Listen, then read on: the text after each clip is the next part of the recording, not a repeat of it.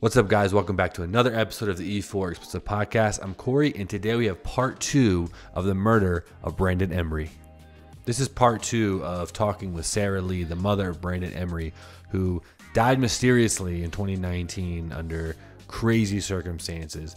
The first episode, we talk about everything that has to do with the case, the ins and outs of what happened. At first, we weren't able to drop names of who she thinks is involved, but this episode, we drop all the names, spill all the tea, and she lets everybody know an update on what's going on with her son's case. If you haven't watched that first episode, don't even start watching this yet. Watch the first one here and then watch this one so you understand and it makes more sense and you don't get confused, because we jump around quite a bit in this episode because we kind of have to speed things up to really dive into what's happening and all the new updates that she has about the case. So give me a like, subscribe to the channel, and hit that bell notification so you get notified every single time my face comes on the screen and we put out a new podcast about every week. Enjoy this episode of the E4 Explicit Podcast with part 2 of the mysterious murder of Brandon Embry. Peace out. This episode of the E4 Explicit Podcast is brought to you by Bravo Concealment. Bravo Concealment is known for some of the best high quality and concealable holsters on the market. Located in the great state of Texas, they offer free shipping and unlimited lifetime warranty on all of their products, and a 30-day money-back guarantee if you don't like the product. I've been using Bravo Concealment for my gun holsters ever since I got into guns, and the quality is by far, bar none, the top notch in the entire industry that I've seen. And right now they're doing a buy one, get one free, plus free shipping, the 30-day money-back guarantee, and a lifetime warranty.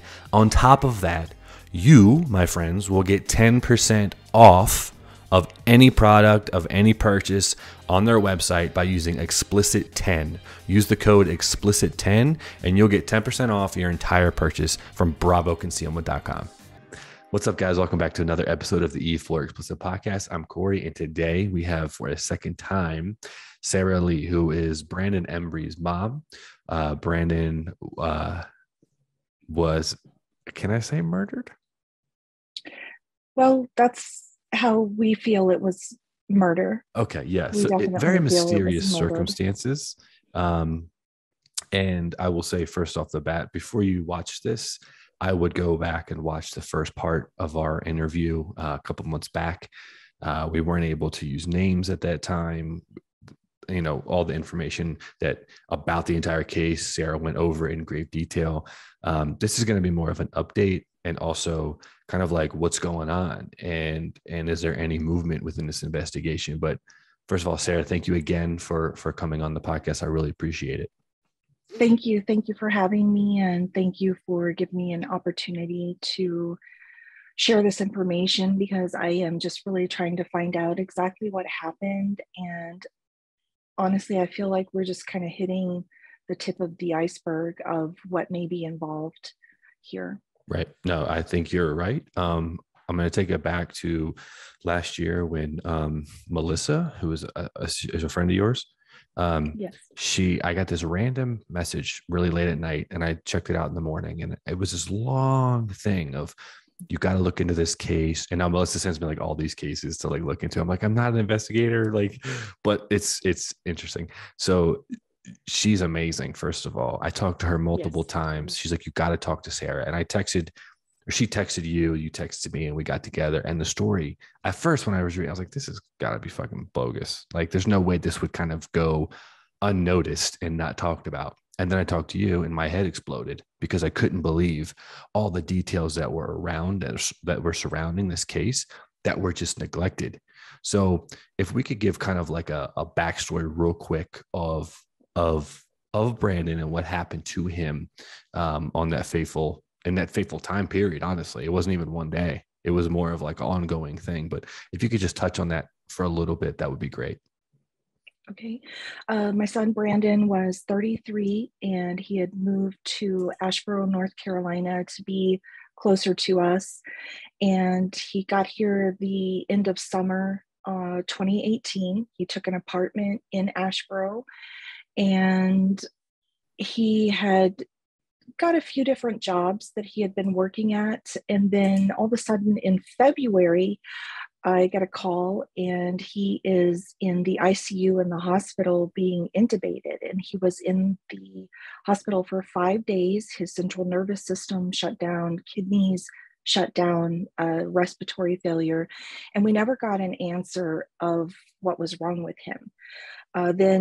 So I started pulling medical records after he died, and I'm finding that every 2 months he was going back for some kind of medical care. So 2 months after that, he was taken by ambulance to the emergency room. He had fell out.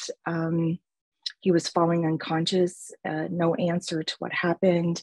He went to urgent care. He had been very sick. He had been vomiting, stomach pain. And even on that first time where he was in the ICU, the EMS did note that it was possible poisoning when they transported him. So he told the doctor at the urgent care that this had been going on for months. And then he had also texted me at one point that he had been vomiting for like 2 days. And I was texting him like if he needed me to bring him anything, but it seemed like he was very sick. And this seems to come into Brandon's case of why he was so sick for the 7 months before he died, because at that point, like I had said on the previous video, when he died, he was intubated, and it was this deja vu because 7 months prior, he had been intubated, although we didn't really know why. So those were key points that we kind of put together later on. And it was September 12th when I wasn't getting answers from him, but I had got some strange texts that his sister and I went to his apartment, and we called 911. The police come out, and they go inside and find him naked. He was bruised all over his body. He was laying in a pool of blood under his head, and then he had dried blood on his face and cuts and scratches and just bruised everywhere, just everywhere. And the pictures, if you see the pictures of his face is distorted. It's so swollen. The right side of his head is just very, very swollen. And they initially put head injury when they took him into the hospital, but they said they didn't find any head injury. And this was a contentious point for me because I really don't think that the medical examiner did a thorough look at Brandon's head upon autopsy. So I do have the head scans, and that's something I'm working on now, is having a second opinion, re-looking at those to see if there was something more, because my logic is no one is in a pool of blood under their head and profusely bleeding from their nose, and their face is swollen and their head is swollen, and there's no reason. Right. That just doesn't add up. That was crazy to me. That what I will say is, like, when you sent me the pictures of him in the hospital, the autopsy photo, when you look at this, him in the hospital alone, the average person, they don't have to be a medical examiner, doesn't have to be a forensic scientist or anything like that, or have a background. When I saw it, and then the what they say, asphyxiation or pneumonia was the cause of death. When you look at these photos, you're like, there is no way that this person died from that, right? It's brutal. It bruises all over his body. I mean, it was like a terrible scene. It looked like he went 12 rounds with Mike Tyson for 24 hours is what it looked like. So when I look at that and then you tell me that this is the cause of death, my brain is not allowing that to put it together, which I can imagine was the same thing that happened to you. Yes, things just didn't add up. And right. As a mom, just as anyone, things need to make a little bit of sense. And this made absolutely no sense at all.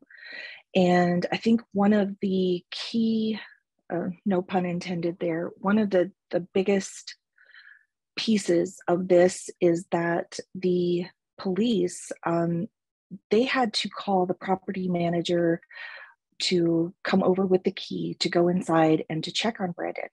And when the investigators go in to take the crime scene photos, they also had that same key from the property manager. And they take the crime scene photos and they take photos when they find his keys. And his door key was missing all along. Oh, shit. You can see these photos of his truck keys, and then there's a carabiner with a gym tag and a couple of like master lock keys or mailbox keys. They have little numbers, they were not house keys. So his door key was missing all along, but in all of their reports they say the door was locked and there was no forced entry, but they omit the fact that the door key was missing. And that was something that Detective Sept had put on his search warrant, that he was looking for the door key because it could have possible DNA on it. But I think he thought he was going to find the keys in the truck, and the keys were actually inside the apartment. And this is the detective that at first you guys were like, okay, he's looking at this as a homicide, Yes. and he was doing all the Yes. right things. And then he eventually gets moved to a different case, or he retires or something. Correct? That's correct. Right. And his partner was Detective Johnson, and she was on the case all along, but she is eventually handed the case to be the lead detective. Once Sept is promoted, the Right. case then becomes her responsibility. And she's the one that made the comment of, oh, this is what happens when you are, was it when you do meth or when you do drugs all night or something like that? It's all self-inflicted, right? I remember she made that comment or something. That's correct. We were still cleaning out Brandon's apartment. We asked them to come back over because we were confused at that point. People in the hospital said he looked like he had been hit by a vehicle. We had, I had never seen anything like that. I had no idea what could have happened. And I was asking a lot of questions. I remember asking the ICU nurse, I said, is there any way like this had come from a fall? Because I didn't know of anyone being in Brandon's apartment. So the detective, yes, she came over. She had already been to the autopsy. And then she said that she thought he was doing meth and that he washed his own blood off the wall, which is something that she could have actually already checked with the hospital, because like I said in the other video, they had did Narcan and there was no response. And they also did drug testing in the hospital as well. Right. And it all came back negative. And so the moral of the story Correct. so far is complete neglect by the Ashboro Police Department and the detectives that initially, that not the initial detective, but the people that took over afterwards, and neglect on the medical examiner, and just not so much the first responders, because like you said, some of them were like kind of perturbed of like, no, we think this happened. And then when the final reports came out, it was like the furthest thing from what they initially thought. So I know we're jumping around a lot and stuff like that, which is okay. And like I said, if you're into this episode right now and you're watching and you're confused, watch the first one and you will not be confused, because you'll know who we're talking Yes. about, what we're talking about, and all that stuff. But I definitely want to move along to what's happened now, because I think the information that you're dumping out on social media that I'm seeing, and I don't even know the full picture, is mind-boggling to me. I think I don't even know if I can say it, but I got a text message from someone and they said that there's like connections with someone else that passed away. Yes. I don't know if I can talk about it. I'll let you talk about it if you can. Okay. But Yes. yeah, give me an update on Brandon's case, who you're looking at, and what you guys think has happened. Okay. I'm not sure if we went over this, but we got in touch with one of Cassandra's ex-boyfriends, and he does wish to remain anonymous, but we spoke to him and his wife, and we found out when they were together that he was getting sick while he was with her. And we found out it is true that Cassandra did have a black belt in martial arts, and he but she struck him and he ended up in the hospital with a collapsed lung. Damn. So we start seeing this personality profile with her where she does have a violent streak. She pulled a loaded gun on him. And there were some other details where he would tell us how she wanted to be put on the deed of the house. And his father felt something was wrong about the whole thing, and he put a clause on the house. So there seemed to be some motivation with property, money with Cassandra. And so maybe 2 weeks after we speak with the ex-boyfriend, we end up speaking to her husband. And we had a lot of her current husband, correct. And at that point, we didn't know, was it a jealousy thing that happened to Brandon? That was just something that was still on the list. And I would say within a minute of speaking to him, I knew he completely was not involved. And it's such, their relationship and the things that I learned through her husband about Cassandra could be an entire 3-part podcast just of that alone, not even talking about all of the people involved. But I knew he wasn't involved, and that was good to be able to mark any kind of jealous husband theory off the list.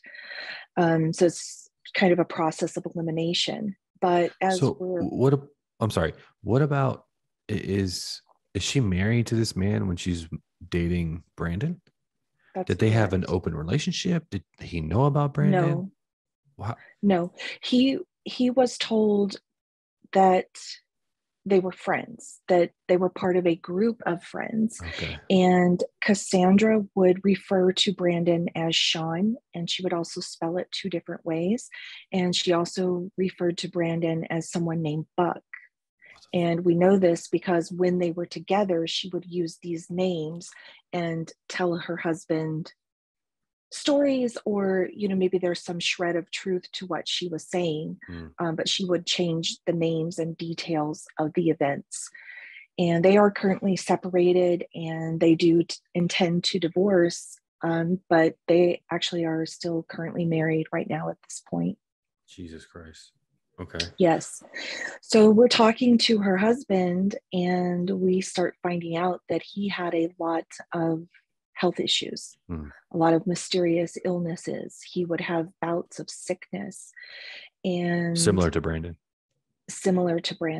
Yeah. And I actually have a copy of one medical report of his, and you literally could exchange the names on the 2 medical notes and it would be almost identical. What? And yes, and his was about 2 years before Brandon died. But he also said that she had left for Maine and she came back, and he got very sick again. And he said, I haven't been this sick since she left. So I think the dots were starting to connect a little bit for him. And he even had someone remark to him at work. He said, what if someone's poisoning you? And he remembered an incident of, or incidents, plural, that he would get in the shower and he could hear her door open and go out into the kitchen. And then she would go back to bed. And then he would check on her and she would pretend like she was asleep. And his morning ritual was to make his coffee and to have his coffee ready for work. And he, as well as I, wonder if his coffee was being tampered with. Oh, well, okay. So I know what last time we talked, it was a poison thing that we talked about. Some of the people in the hospital said he could be, or before he died, 7 months before, they said, oh, this looks like potential poisoning. What kind of poison could it be to where it couldn't be detected? I mean, can't they just run a test and say, oh yeah, you have rat poison in your system or any kind of thing like that? Or is it completely unnoticeable? the thing about the poisons is that because I have been researching and studying so many, the side effects or the results of what happens to a person, they are so similar. You will start seeing the same symptoms over and over again. So it brings a lot of question. I really thought Brandon had ethylene glycol poisoning, which is antifreeze, because in that first medical record, it stated that he had these calcium crystal oxalates, and there was a jug of antifreeze sitting by the door in his apartment, strangely with some roast. And Cassandra mentioned this roast in one of her messages to me. In fact, she mentioned so many things about the crime scene. She had guilty knowledge of the crime scene, describing it, everything. And I can't 100% say what the substance could be. We do have hair samples and we need to get those tested. I just haven't got an answer back from the forensic lab, Right. and we're having to pay for that out of pocket. And when you start asking for a test for an unknown, it's expensive because they have to check for a lot of substances. And so I couldn't 100% say what it is, but I do know that there are now 3 men with Cassandra as the common denominator who have all been sick. Right. Brandon, her current husband, and who else? The ex-boyfriend. Oh, the ex-boyfriend. That's right. Yes. Was Brandon cremated or buried? He was cremated, and the cremains can be tested as well for such as, yes, heavy metal poisoning can be tested. Was that your choice to have him cremated? It was, with the autopsy, with everything, I don't know. We kind of talked it over as a family, trying to decide what should we do here. I don't know, my grief, it was just so hard to try to coordinate all of that, to do everything. I was just beside myself, and totally unexpected. So many questions. Yes, so much confusion. And Brandon wasn't a super social guy, so there wasn't, a big pool of friends or anything. And so we just discussed it as a family, and we all thought that that's what he would want as well, like with his Viking culture and everything. And well, that's I only asked because I figured, since you're doing that, obviously everything has changed where you need to do all this testing. Obviously, having someone who is buried, probably have more of a chance to get certain DNA and certain things back. That's the only reason why I asked. And those are things that I hope people learn from Brandon's case, that if you have a loved one and it's mysterious circumstances and you have an autopsy, you may want to, right from the start, get a second autopsy right away, and do not cremate just because you don't know you're going to have forensics people telling you need to exhume the body. Right. No, like I said, that's why I asked, because I was, I'll talk about her in a minute, but Kendrick Johnson's mom, the fact that he was buried, she's able to do those things. And I'll talk about her later in that case, because it reminded me so much of obviously different circumstances, but the outcome, like the mystery behind it is insane. But as far as Brandon goes, so we have 3 men now that that Cassandra is the common denominator. She is a official black belt in what, Taekwondo or what martial art? I'm not sure. I'm not sure which one it is. I'll have to look that up, and I'll post it in the comment for you. Yeah, do that, because my question was, when we first talked, one of the theories that you came up with was, and I even thought of this too, is how badly he was beaten, because initially there was 2 women that you thought were involved, Cassandra and the other, what was her name? Olivia Dawes. Right. So you thought that they were kind of maybe cohorting together, and then there might be more of a struggle with other men involved, and you've basically ruled out Cassandra's husband. But my thought was like, okay, because Brandon's a big guy.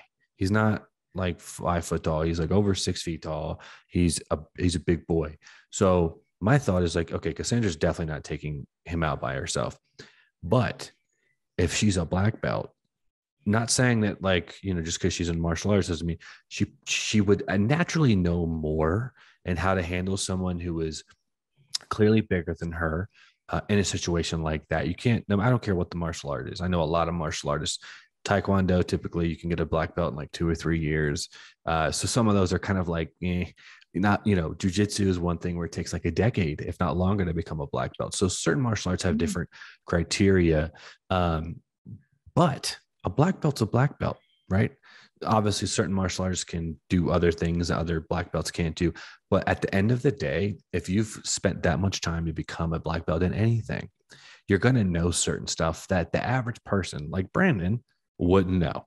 So now that you know and you confirmed a black belt, do you think that that is a possibility that she's the one that potentially caused harm to him? I do still think that both females are somehow connected, and they are connected to Brandon, because the best that I can figure out is he was already unconscious on Monday. And this phone call was made to his phone on Tuesday, and someone answered that call. So that call was from Olivia Doss, but I don't think it was Brandon that answered. And there's a lot of suspicious things about how she handled Brandon's death as well. And such as saying she barely knew him, but she had one of Brandon's shirts, which I find that to be very odd. How do you know he was unconscious on Monday? So through Cassandra's text, she seems to kind of relive things, and she went into this whole long texting story to her husband, and it was almost like she was describing what happened to Brandon, even with a time frame. Wow. And she said it all started on Monday. And also it was these texts that I don't think came from Brandon that also started on Monday. Because they just weren't his style. Yes. And they were saying things like his head hurt so bad he couldn't move from the pillow. And if you saw the bloody pillow, I felt like it was someone, possibly symbolic. looking at him. And No, that makes a lot of sense. Yeah. And it sucks because what we're talking about is almost impossible to prove, but a rational thinker can kind of put things together. And unfortunately, whether it's Ashboro or another department or the feds, doesn't matter who it is, they can't think like that. I've talked to a ton of FBI agents. I've talked to a ton of homicide detectives. And the first thing they tell me is as soon as you get tunnel vision or as soon as you get confirmation bias, you're off the case. You are no good. You can't do it.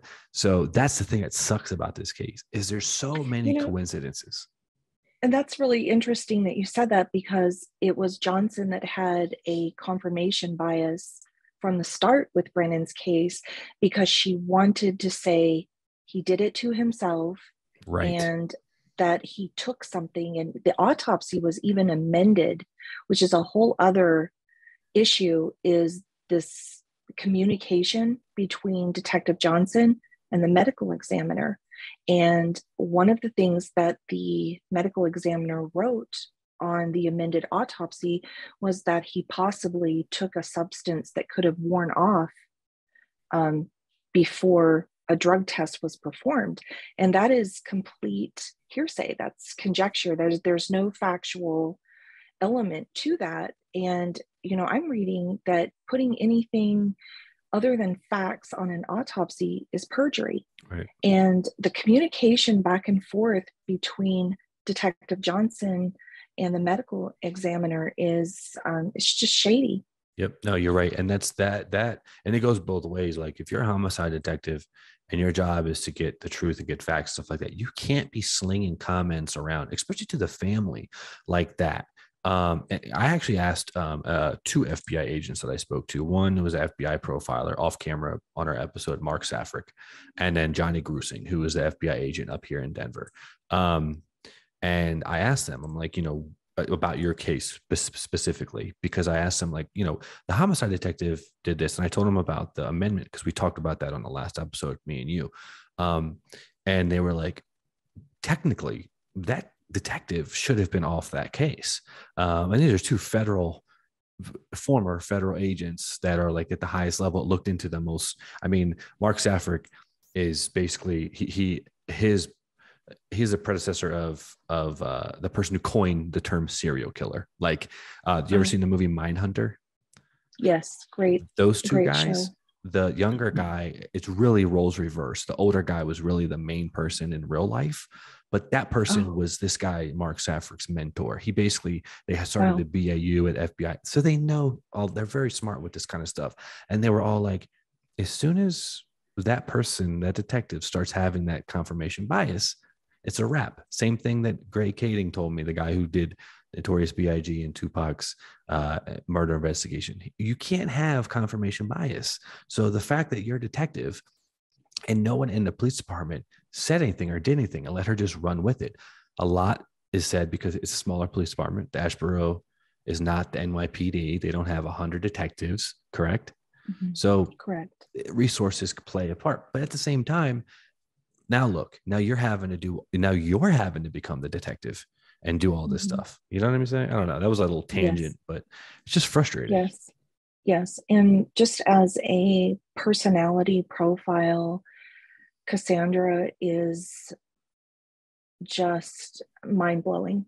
It is mind blowing to read through. I read through years of text with her where she talks about assaulting people, paralyzing people. These things are not normal. Right. Her friends, she makes friends with some very violent offenders who are inmates. One of them is Wade Hoover, who was sentenced for child pornography and also raping young boys.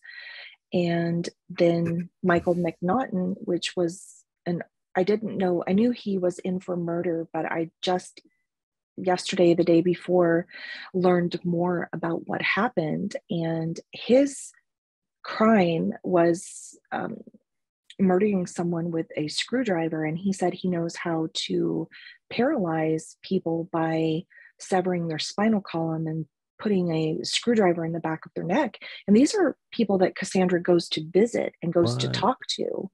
And, I go back to the fact that Brennan had this blood spray coming out of the back of his head. If you look at the blood spatter, it's at the base of his head and it's spraying out about 2 feet. And I thought, the possibilities that they are teaching her, telling her things are there. And, so those are things that I'm going to keep looking into. Wade Hoover would drug the boys with Benadryl. And this is the thing that Cassandra buys copious amounts of for years. And What? it wasn't something that Brandon was known to take, but then there was Benadryl at the crime scene, like That's 2 to 3 bottles. that's what I'm saying. Like, there's so many coincidences that, like, I'm not an investigator. Those things would be red flags to me. Like, Yes. you have at the end of the day, yes, you're his mother and you want to do everything you can because you don't believe that he just died from pneumonia, right? So take that out of it, though. At the very least, you have to, as an investigator, look and uncover or overturn every single rock. I mean, Yes. the cases of, like, all the people that Ted Bundy killed, John Wayne, all the, how many bizarre leads that these detectives got? But guess what? They looked Wow. into every single one. Wow. But that's what I'm saying is that I don't understand why this police department and these particular detectives aren't doing this. Like, they've basically written it off. Like, oh, we solved it. Case closed. Correct? Yes. Correct. And then one of the other, well, let me just say this also with the investigation.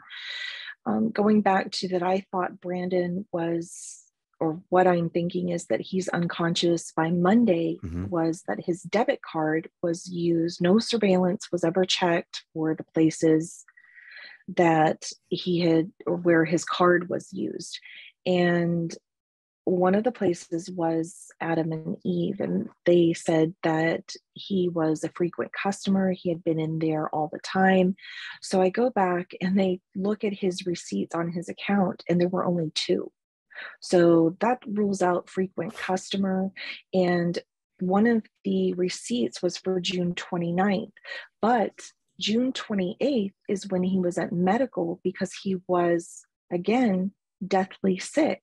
Right. He's throwing up for months. So this doesn't add up that he was in the store, like shopping just someone to be later. that sick.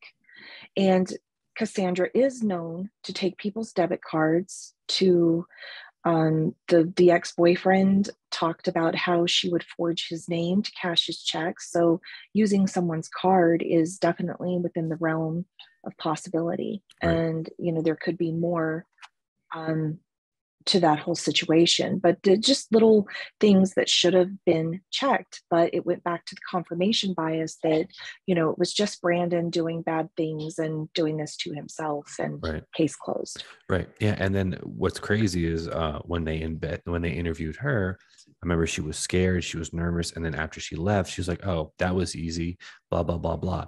But that's also because the investigators probably didn't have a lot of evidence or idea or kind of like vision of what she is or what she's capable of. If they would have done the things that you're saying, they would have probably a different agenda when they go in to invest or interview her. On top of that, if they already have the confirmation bias of this is Brandon's doing, they're not going to give two shits about investigating or interviewing Cassandra, right? Right. Yes. Right. It doesn't make any sense.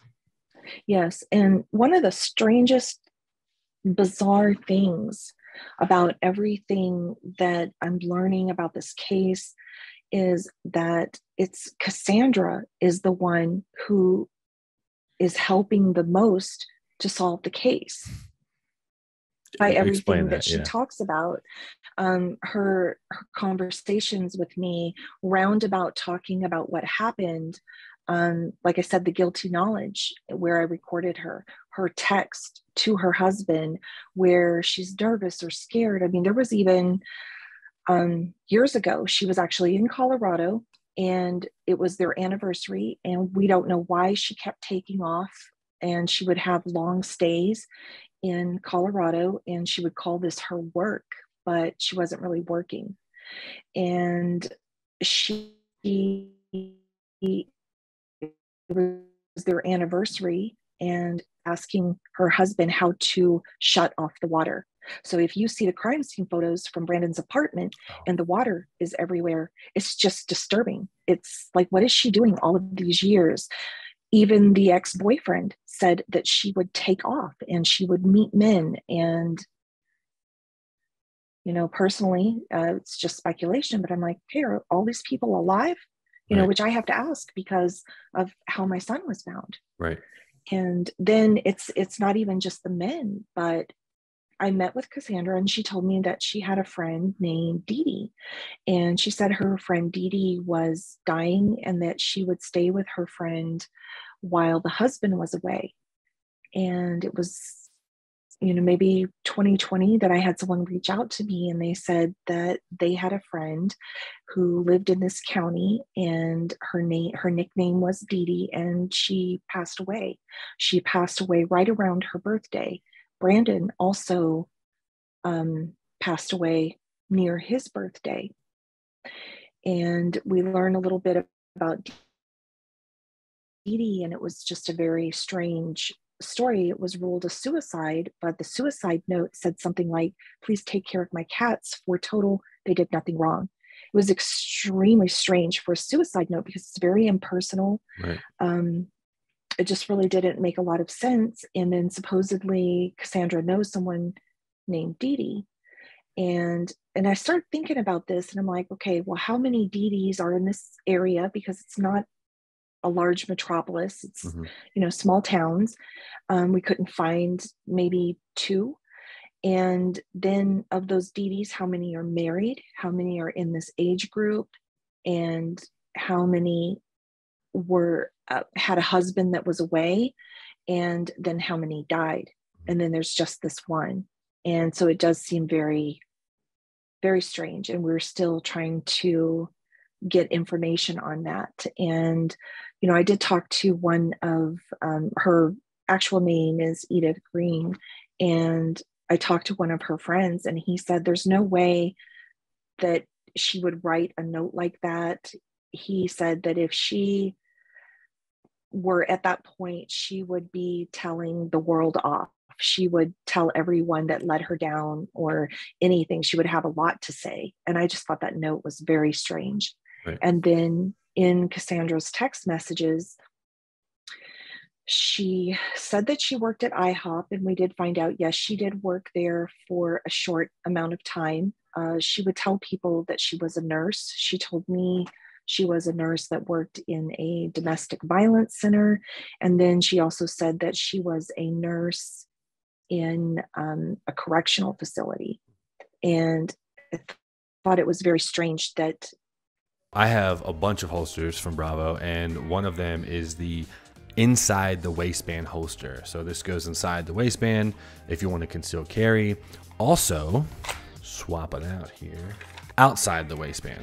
So this outside the waistband is actually like hella thin, and you can see kind of like how close to the body it can get. You could take this on the range. You can probably conceal this and comfortably do it with, a hoodie over top or whatever. If you want to open carry, it's up to you. They also send out mag pouches, right? So you can throw in an extra mag. You're going to the range. You don't have to unload and reload every single time. You got a little hollow point moment. They come in handy if you're on the range, like I said, or if you're concealed carry and you're one of those people that are gotta have a lot of mags or whatever. Whatever your cup of tea is. They also send you these really cool pamphlets. They go into great details in these brochures of how to wear things properly, safety mechanisms, and all the features that all of these holsters have as well. So they really focus on educating their customers, which when it comes to guns, safety and education are number one. They don't have any left-handed holsters except for the Glock 19. I'm a lefty, but the right-handed holsters are so dope and they're so comfortable and concealable that I don't really give a shit. Just learn how to shoot with my right hand. And right now they're doing a buy one, get one free, plus free shipping, the 30-day money-back guarantee, and a lifetime warranty. On top of that, you, my friends, will get 10% off of any product, of any purchase on their website by using Explicit 10. Use the code Explicit 10 and you'll get 10% off your entire purchase from bravoconcealment.com. The last thing I heard was you were talking about she was working as a nurse at a correctional facility. Okay. And this is Cassandra or this is Edith? This is Cassandra. She really did not work as a nurse. She doesn't have a full nursing degree as far as I know. I don't know if she's done any CNA or anything else, but we can't find any kind of licensure on her. She would say that she was an LPN, but then she would also tell people that I've seen on messages that she was she had a master's degree in nursing. She's the head nurse, things like this. But she did work at IHOP in Florence, South Carolina. And there is a Louise that worked there, Louise Potter. And then we find out that she died in 2021 with stomach issues. And one of the things that seems to be in common with all of these people are the stomach issues, right. The being sick, the vomiting, and things like that. And so she died right around her birthday as well. So Brandon, Edith, and Louise all died near their birthday. And I don't know if Edith had been having any stomach issues. So that is a question. That's something I'd like to find out. Right. It's just it's like a Black Widow type situation. Anytime she's around someone that she can kind of either benefit from or take advantage of or cause harm to, it seems to be the case. Is there anybody else that has come along that she's crossed paths with that is no longer here? There are people that I question because as I learn about poisoning and poisoners, it seems like a lot of people will die in their family and then it will be ruled natural causes. And later they're finding out, sometimes as long as 10 years later, they find out it wasn't natural causes. And they also like something in common that they have that I noticed with Brandon and also with her husband is they'll have flu-like symptoms. Interesting. So this was also something that I noticed.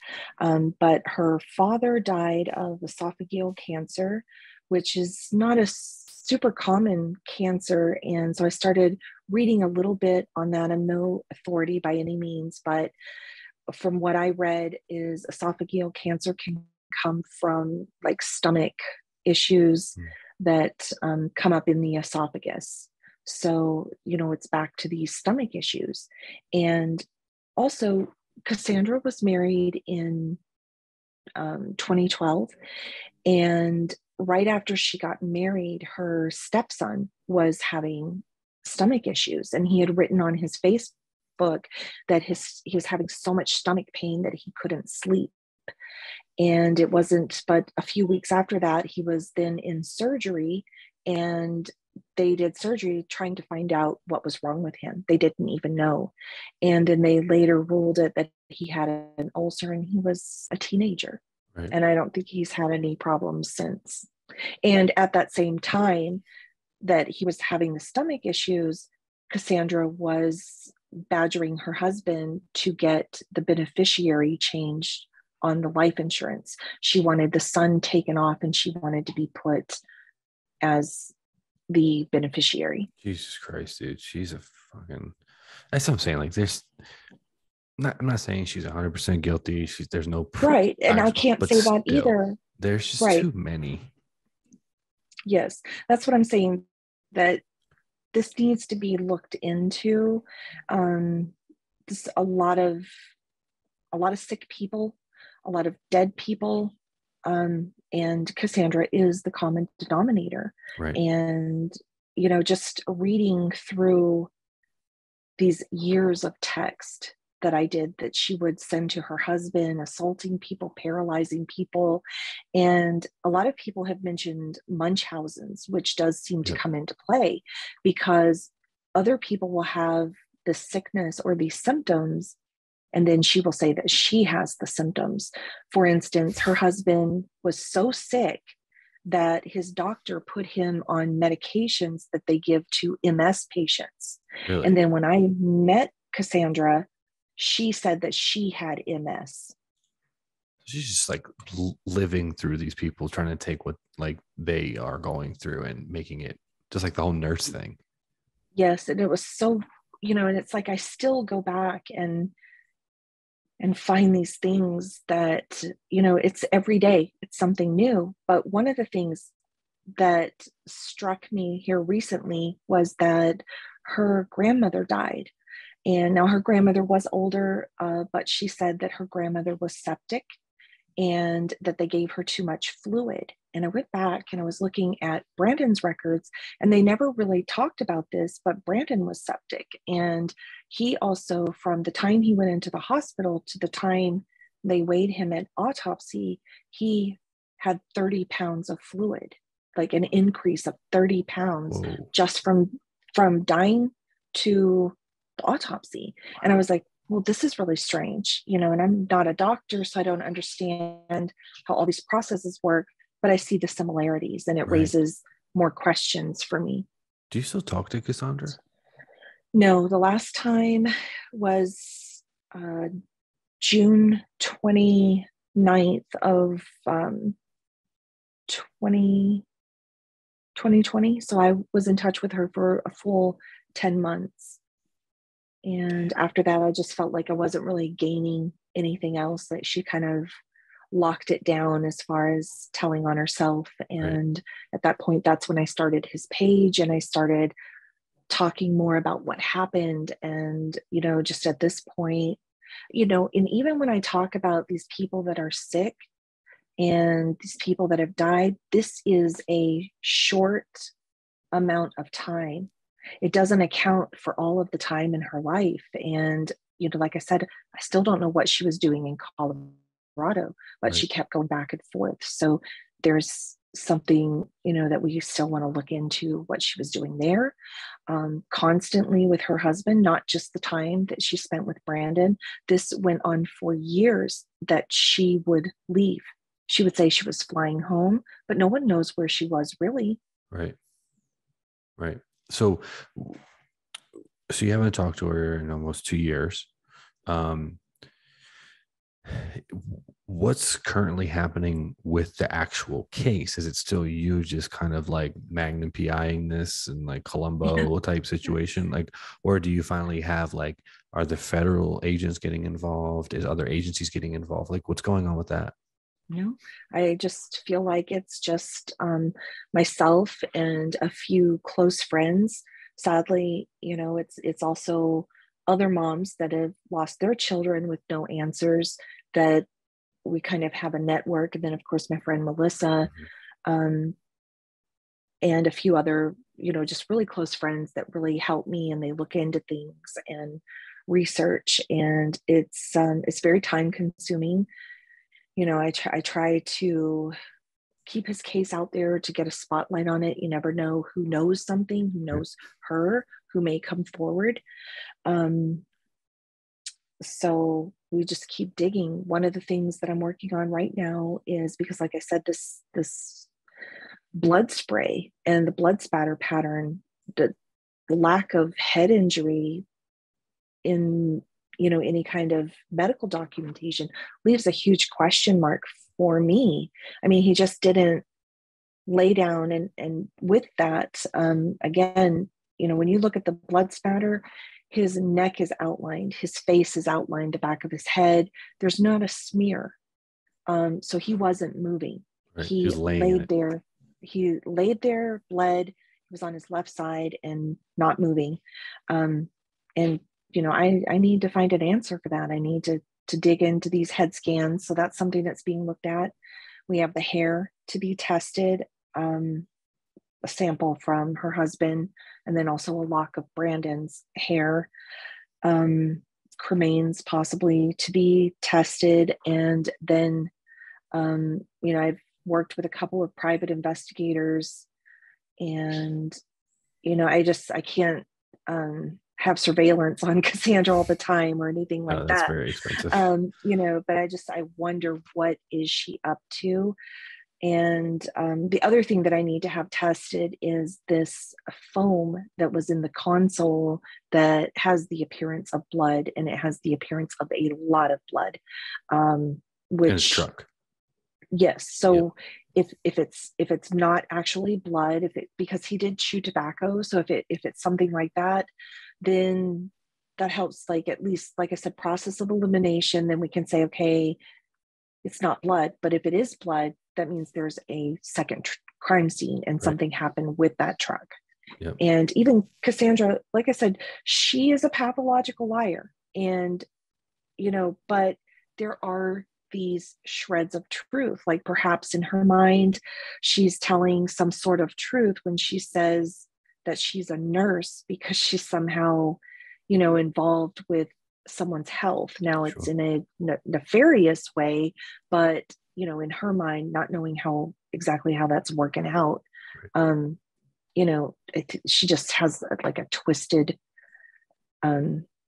reality, Right. maybe. No, well, that's And a lot of serial killers. Not saying she's a serial killer. They do that too. Like mhm, they yeah, put themselves. I mean, you always hear about the whole like arsons do it all the time, where they go back to the crime scene. A lot of yes, people do that. They go back to the crime scene. They involve themselves. They push themselves into the investigation because it's like, I don't know. They get off on it. I don't know what it is, but it's hmm, crazy to me. But when yes. you um do you talk to the Ashboro Police Department? Do you like, what happens when you reach out to them? Is there any new detectives, anything like that?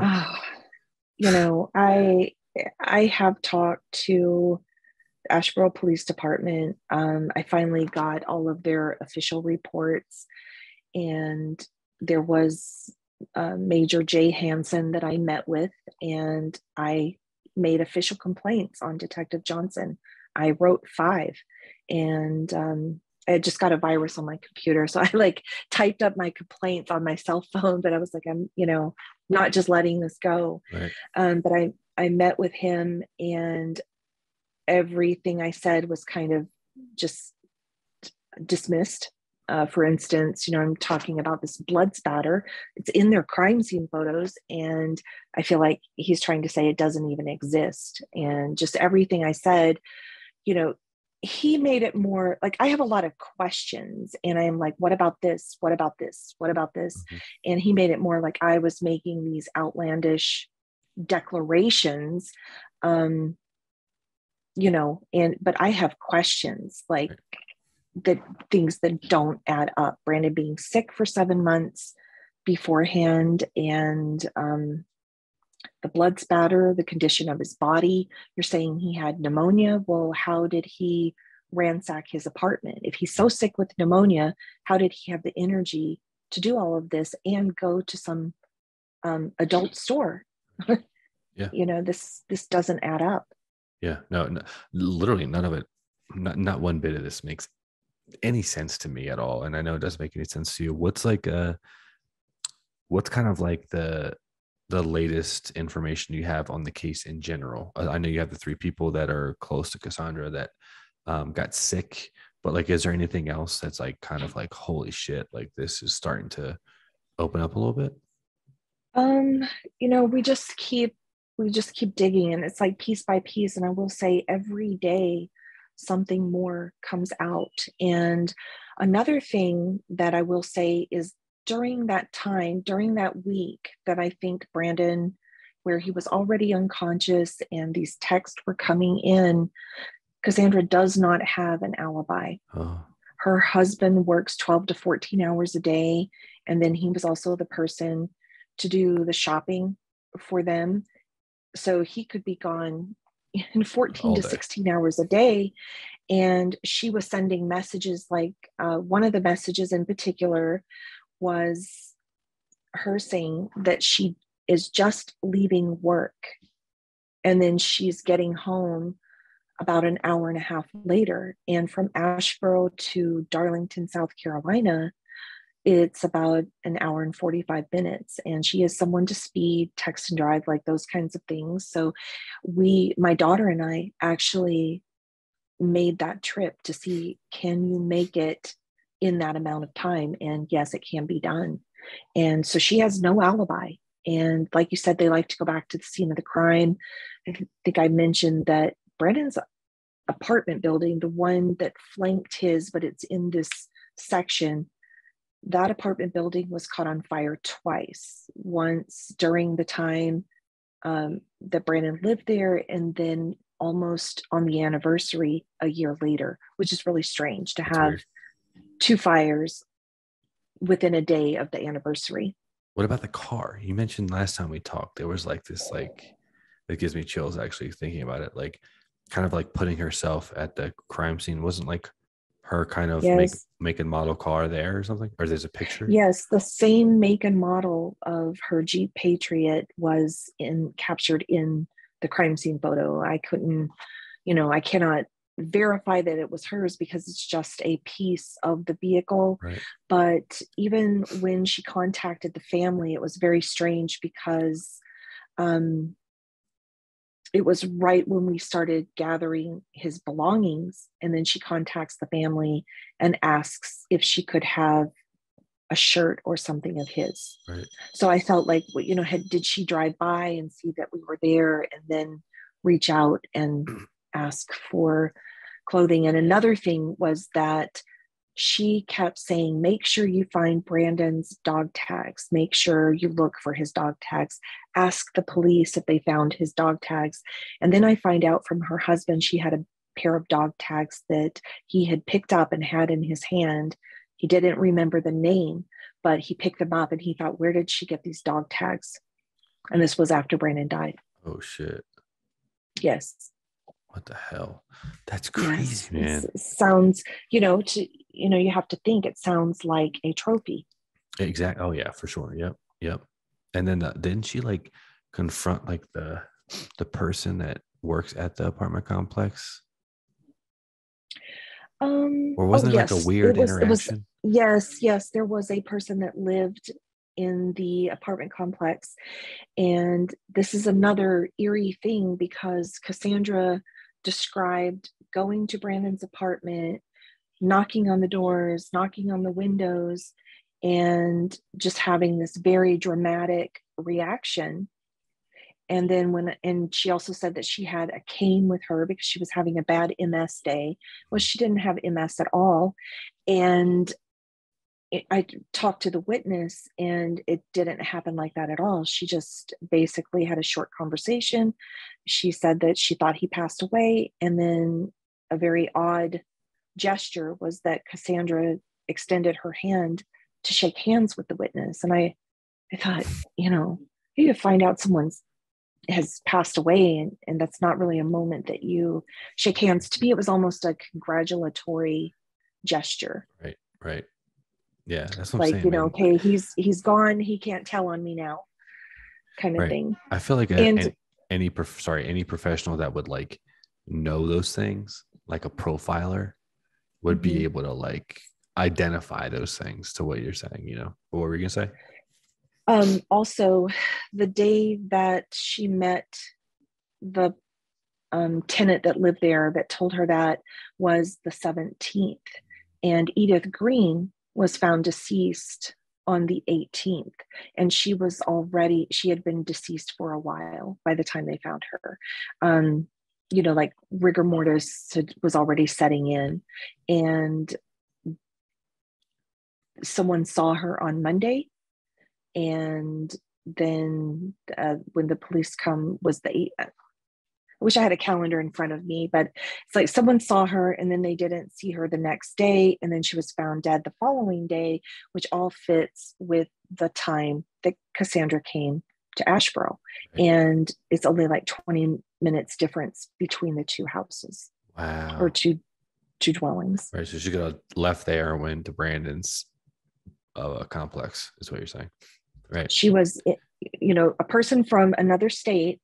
She was from South Carolina. She was in the area then when the next, this person died, where there's really no, I just feel like there's not really a solid explanation. And supposedly Edith overdosed on cold medicine. So now we go back to these same, the Benadryl, the NyQuil, the cold medicine.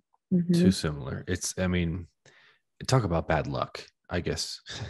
Cassandra knows all these people, and it's like they're all dying or they're all getting sick. It's like, are they though? Like, or is there something else? Right.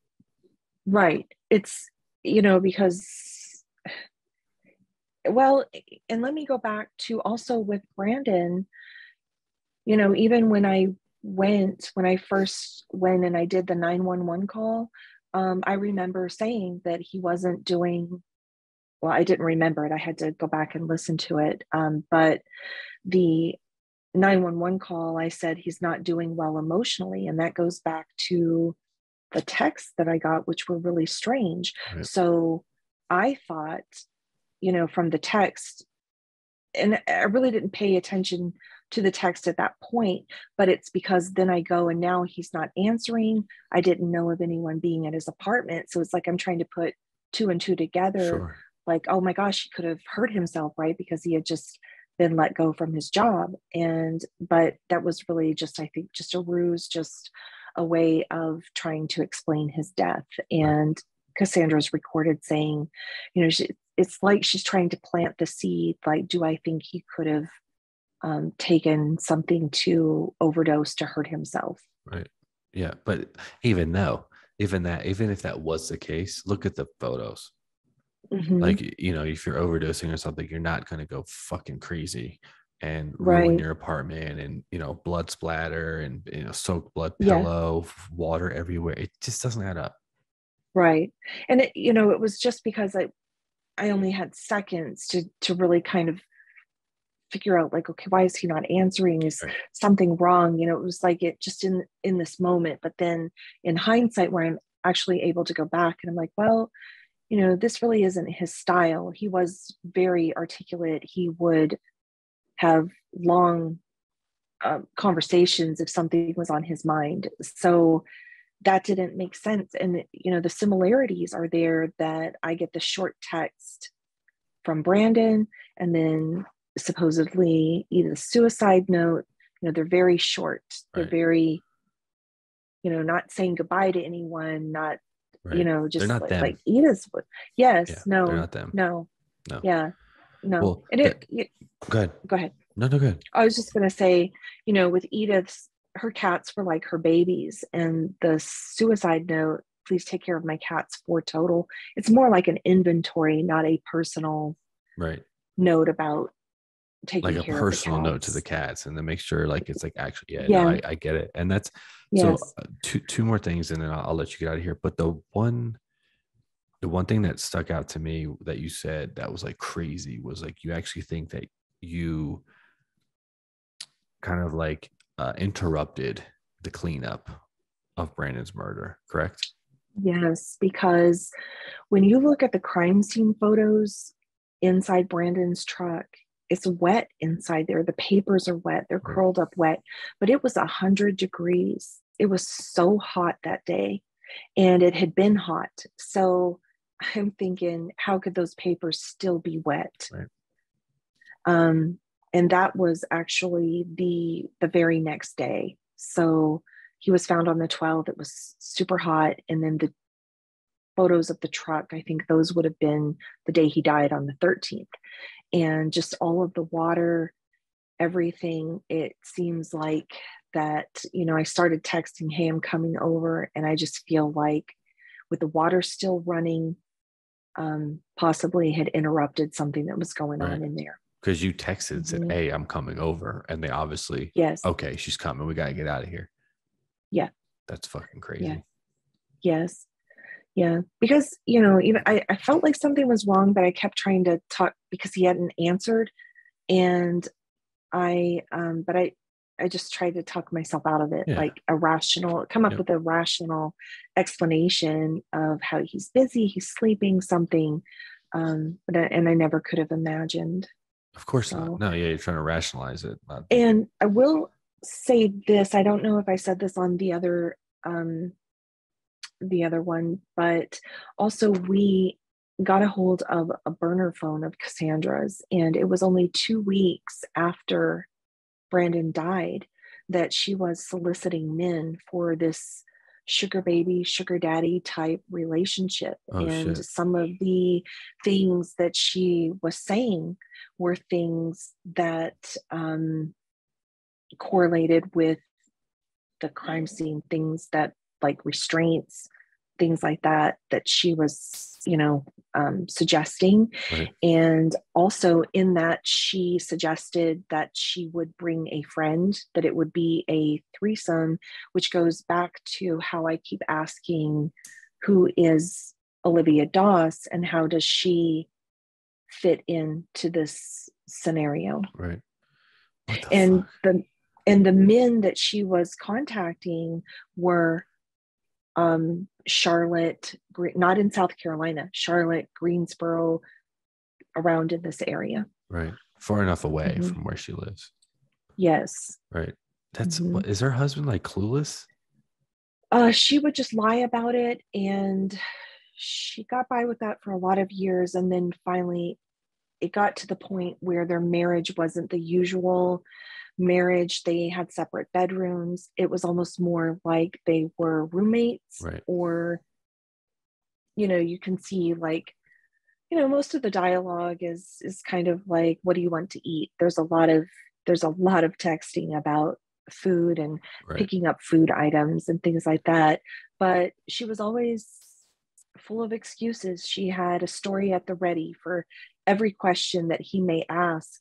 And then she would get him so confused with her stories that I think he was just checked out. Right.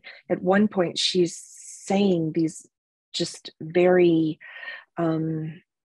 startling things that just give you the creeps reading them. But to him, he just maybe thought she was bipolar, just rambling. Right. And he would answer her with like, do you want a cheeseburger? Like Yeah. just completely not, there was no frame of reference. So until he learned about Brandon, he didn't know of anyone that had passed away. So it was just these weird things that she was saying. Right. But then now that you see the state that Brandon was in, and she's talking about assaulting and paralyzing and everything like that, then you say, okay, what was really going on? Right. Well, she kind of like what she normally does is she takes what she learns, what other people are going through and projecting that, Mm-hmm. Right. Damn. Well, is there anything that like what's coming up with this case as far as like being out there? I know we're doing this podcast obviously, but is there any new shows? I watched the thing that he was on. It was like almost like a two-part, like one case and then the other case. I wish they had more. Yes. Is there anything else like that? Like what's next with you putting this out there?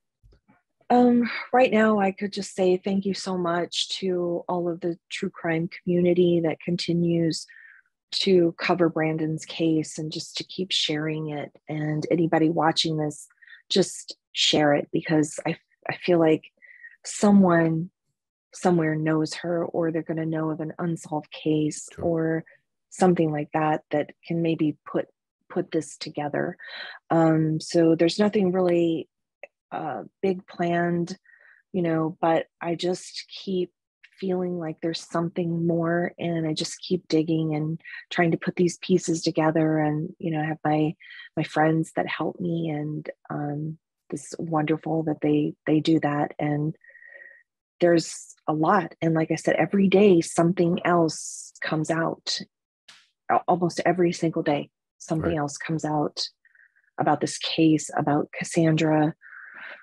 And it's just mind-blowing. It is. Yeah. What was the thing that wasn't there like a buried or something that just came out?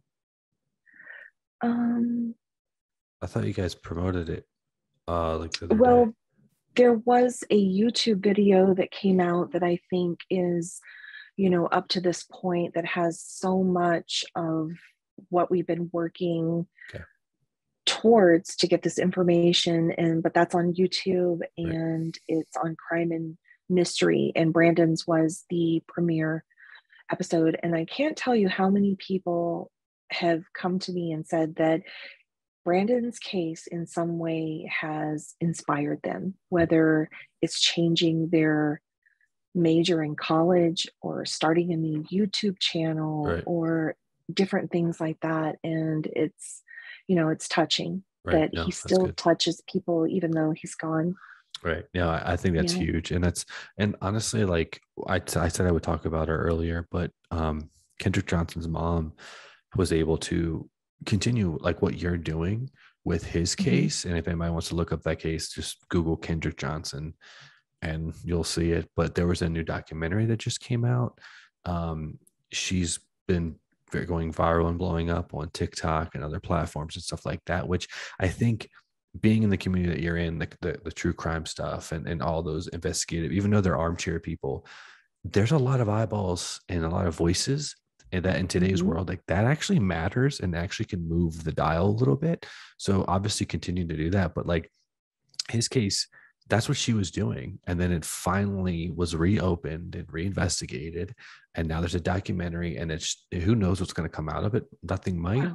But at the end of the day, it's being looked at again. And I hope that happens in your case with Brandon, because none of this, and there's way more inconsistencies and just crazy things in this case than there is even with Kendrick's. His is fucking bizarre, but Yes.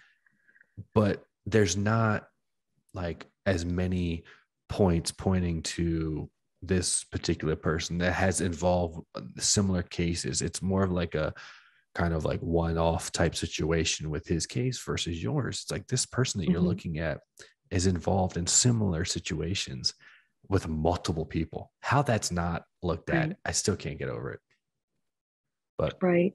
yeah, so I Yeah. hope that But there's still, I'm sure, more to uncover, and right. more that we need to find out. And hopefully time is on our side, and we can, put this together. And I just, I really think that it would be great for profilers, people that have knowledge of things that could be going on psychologically, take a look at this and just try to understand what's going on, because Cassandra's young. She's only turning 33 this year. She's Right. got a lot of decades ahead of her. And, you know, it leaves a question of what is she up to? Right. What has she been doing?